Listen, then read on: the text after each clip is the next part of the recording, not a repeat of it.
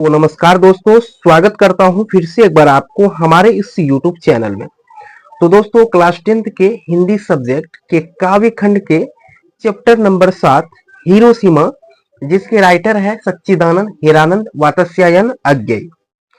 तो इस चैप्टर के जो कविता है, सारे पंक्ति का यहाँ पर मैं आपको अर्थ बताने वाला हूँ और यहाँ से आपके जितने भी सवाल बनेंगे सारे के सारे सवाल आपका सॉल्व हो जाएगा। सो ध्यान से आप लोग हर एक पॉइंट को, हर एक पंक्ति को समझिएगा, ताकि कहीं से भी क्वेश्चन पूछे तो आपका जो है ना नहीं छूट पाए। तो चलिए सबसे पहला पंक्ति को हम लोग कवर करते हैं। सबसे पहले देखिए, पंक्ति का कहना है कि एक दिन सहसा सूरज निकला, अरे क्षितिज पर नहीं नगर के चौक, धूप बरसी पर अंतरिक्ष से नहीं फटी मिट्टी से। ये हो गया आपका पहला पंक्ति। आइए इसके अर्थ को समझते हैं कि इस पंक्ति का आखिर क्या अर्थ होगा। देखिए, कवि कहता है, कवि कौन है? सच्चिदानंद हीरानंद वात्स्यायन अज्ञेय। अज्ञेय जी का जो है परिचय भी मैं बता दिया हूं, वहां से आपके ऑब्जेक्टिव जो है ना 100% बनते हैं। वैसे लोग जो वीडियो को नहीं देखे हैं, डिस्क्रिप्शन में उसका लिंक मिल जाएगा, वहां से आप लोग उस वीडियो को देख लीजिएगा 100%, क्योंकि वहां से आपका ऑब्जेक्टिव बनना ही है। तो चलिए इसका अर्थ को समझ लेते हैं। कवि जो है कहता है कि एक दिन सवेरे प्रकाश दिखाई पड़ा। सुबह सुबह जो है प्रकाश यानी कि किरण, लाइट दिखाई पड़ा। यह प्रकाश क्षितिज से निकले सूरज का नहीं, मतलब कि क्षितिज से, सवेरे सवेरे जब सूरज निकलता है तो वह क्षितिज से ही निकलता है, ठीक है, यानी कि क्षितिज से निकलता है, ठीक है। तो वो सूरज का नहीं था, बल्कि शहर के मध्य में, बल्कि हिरोशिमा का जो शहर था उस शहर के मध्य में अमेरिका द्वारा गिराए गए बम का था। अमेरिका ने जो है परमाणु बम जो गिराया था, तो अमेरिका के द्वारा गिराए गए बम का था। लोग गर्मी से जलने लगे, ठीक है, जैसे ही बम गिरता है तो लोग जो है ना गर्मी से जलने लगे।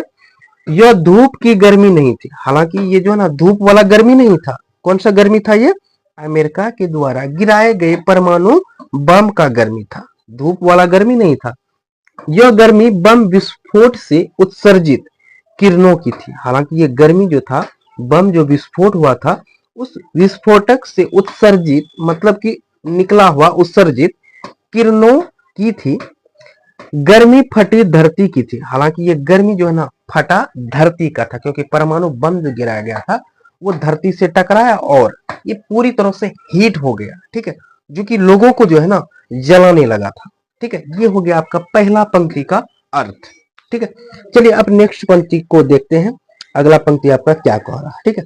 देखिए पंक्ति है क्या चीज आपका, यहाँ पे आपका पंक्ति है कि छाए मानव जन की दिशाहीन, सब ओर पड़ी वह सूरज, नहीं उगा था पूरब में वह, बरसा सहसा बीचों बीच नगर के, काल सूर्य के रथ के पहियों के जियो, अरे टूट कर बिखर गए हो दसों दिशाओं में, बिखर गए हो दसों दिशाओं में। चलिए इसके अर्थ को अब हम लोग समझते हैं, ठीक है। देखिए यहाँ पर इसका अर्थ का कहना है, में कवि ये कहता है कि मनुष्य की छायाएं दिशाहीन हो गई, प्रकाश छिटने लगा, प्रकाश बिखरने लगा, छिटने लगा, इधर उधर भागने लगा, लेकिन यह प्रकाश सूर्य का नहीं था। लेकिन ये प्रकाश लाइट जो था ये सूर्य का नहीं था, बल्कि मानव के निसंसता का था, जिसमें मानवता झुलस रही थी, जिसमें मनुष्य क्या हो रही थी, झुलस रही थी। कवि कहता है कि यह नगर के मध्य में, नगर यानी कि उस हिरोशिमा का जो शहर था, उस शहर के बीचों बीच में मृत्यु रूपी सूर्य के टूटे हुए, मृत्यु के समान सूर्य के टूटे हुए अरे का प्रकाश था, टूटे हुए अरे का प्रकाश था। अतः बम फटते ही विध्वंसक पदार्थ मौत बनकर दसों दिशाओं में नाचने लगे। बम फटने के बाद ये विध्वंसक पदार्थ, मतलब एटम बम, परमाणु बम जो था, वो मौत बनकर दसों दिशाओं में नाचने लगा, ठीक है। ये हो गया आपका दूसरा पंक्ति का अर्थ, ठीक है। चलिए अगला पंक्ति है यहाँ पे आपका कि कुछ क्षण का वह उदय अस्त, कुछ ही क्षण का उदय हुआ, उसके बाद फिर अस्त हो गया। केवल एक प्रज्वलित क्षण की जला और कुछ ही क्षण के लिए दृश्य सोख लेने वाली दोपहरी छाए मानव जन की, नहीं मिटी लंबी हो कर। मानव ही सब भाप हो गए, मानव ही सब भाप हो गए।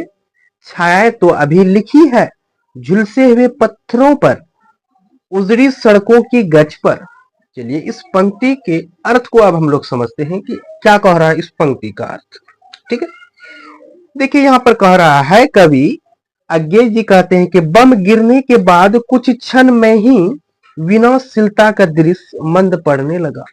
यानी कि बम गिरने के कुछ क्षण में ही विनाश लीला का दृश्य, यानी कि विनाश लीला का दृश्य मंद पड़ने लगा। दोपहर तक सारी लीला खत्म हो गई, दोपहर तक सारी लीला खत्म हो गई और मानव शरीर भाप बनकर वातावरण में मिल गया। मनुष्य का जो ना शरीर जो है वाष्प बनकर, भाप बनकर जो ना ये एटमॉस्फेयर में यानी कि वातावरण में मिल गया।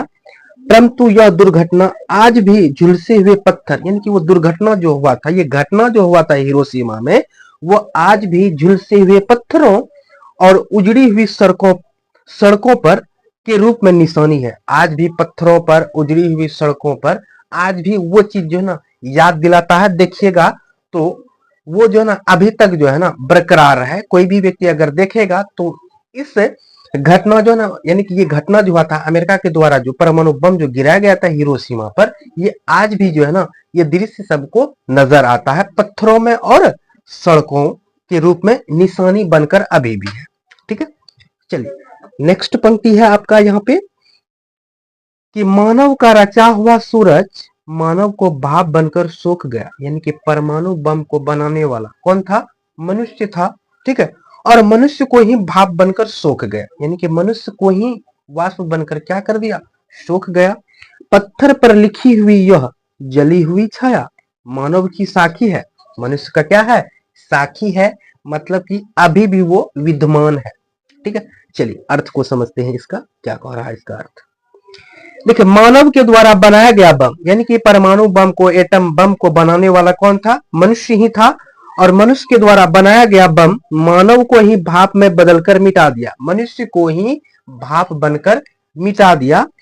पत्थर पर लिखी हुई वह जलती छाया, पत्थर पर लिखा हुआ वह जलती छाया अर्थात विकृत रूप मानव के निरंतरता का गवाह है। मतलब मनुष्य के निसंतता का क्या है? अभी भी गवाह है। ये वहां पर अभी भी जो है ये चीज जो है ना गवाह है। वहां पर जो एटम बम जो गिराया गया था अमेरिका के द्वारा, अभी भी जो है ना वो वहां पर गवाह है। कोई मतलब कि हिरोशिमा में जो परमाणु बम जो गिराया गया था उसका इफेक्ट इतना हुआ था कि आज भी वहां पर जो भी संतान जन्म लेते हैं ना, यानी कि वो जो ना विकलांग के रूप में ही जन्म लेते हैं।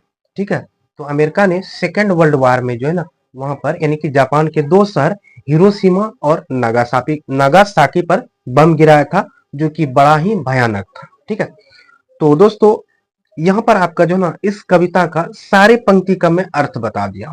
ठीक है, अब आगे मैं आप लोगों को नेक्स्ट वीडियो में इस चैप्टर में जितने भी सवाल है, ठीक है, एक एक करके हर एक सवाल को आप लोगों के सामने विस्तार पूर्वक बताऊंगा। सो यहाँ पर अगर आपको वीडियो थोड़ा सा भी अच्छा लगा है तो एक लाइक और अपने दोस्तों के पास भी शेयर करें, ताकि वो भी अभी बोर्ड एग्जाम का तैयारी कर रहा है तो उसे भी कुछ हेल्प मिल पाए। तो चलिए मिलते हैं नेक्स्ट वीडियो में, तब तक के लिए हमें इजाजत दे। जय हिंद।